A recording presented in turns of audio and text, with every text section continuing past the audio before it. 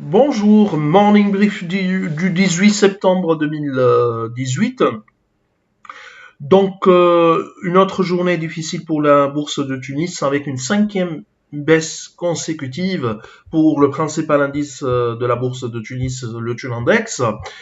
Euh, les pertes durant cette séance de lundi s'élèvent à 0,36%. Réduisant ainsi ses gains annuels à seulement 26, entre guillemets bien sûr, seulement 26,07%. Depuis le début de l'année, avec un marché donc qui est décidément sur une tendance baissière. Et ça fait une perte importante depuis que le principal indice a touché son plus haut historique, 8431 points le 28 août 2018. Hier, l'indice a clôturé à 7919,50 points, donc une perte de plus de 500 points en quelques séances.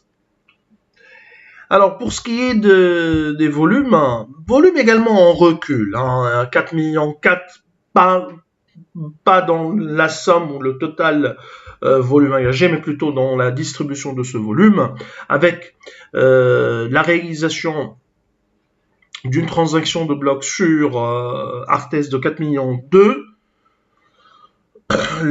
les 4 millions 4 échangés sur le marché central ont concerné essentiellement la BIAT 1 million 4 de dinars, Cartas Cement presque 580 000 dinars, SFBT 348 000 et BNA 218 000 dinars, sachant que pour Cartas Cement, normalement le mois de septembre, il y aura l'ouverture des plis. C'est ce que le gouvernement ou Al-Kanama Holding avait annoncé depuis quelques mois, depuis l'ouverture ou la sélection de shortlist avec les potentiels acquéreurs. Pour ce qui est des variations, Sopat affiche une hausse de 5,55%. Meubles intérieurs 4,39% sur forme de publication de résultats, de bons résultats pour S1 en 2018, mais il y a un effet de rattrapage par rapport à 2017 parce qu'ils étaient sur une année décevante en 2017. Alors Salim récupère 2,96% et Somoser 2,52% de hausse lors de la séance d'hier. Côté perte pour la séance de lundi, Cartas Cement recule de 4,89%, UBCI qui perd 4,46%, Alben 4,45%, Stip qui accuse un repli de 4,37% et les ICF qui perdent 4,24%. Alors, pas d'actualité pour ce matin, mais on verra, est-ce qu'il y aura une 16e séance de baisse consécutive. Pas de signe de reprise.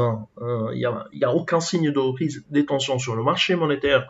Je vous invite toujours à suivre la courbe des taux, l'évolution de la courbe des taux, plus précisément, avec des taux courts qui ont augmenté, mais également les taux longs la semaine dernière ont également augmenté. On est à des niveaux de taux d'une manière générale qui sont très très élevés. Mais les tensions persistent tant que l'inflation se maintiendra également à des niveaux élevés, puisque la Banque centrale table déjà sur un taux d'inflation 2018 7,8%. Il y aura probablement vraisemblablement une nouvelle hausse des taux pour avant la fin de l'année. Alors, je vous souhaite une bonne journée. Au revoir. À demain.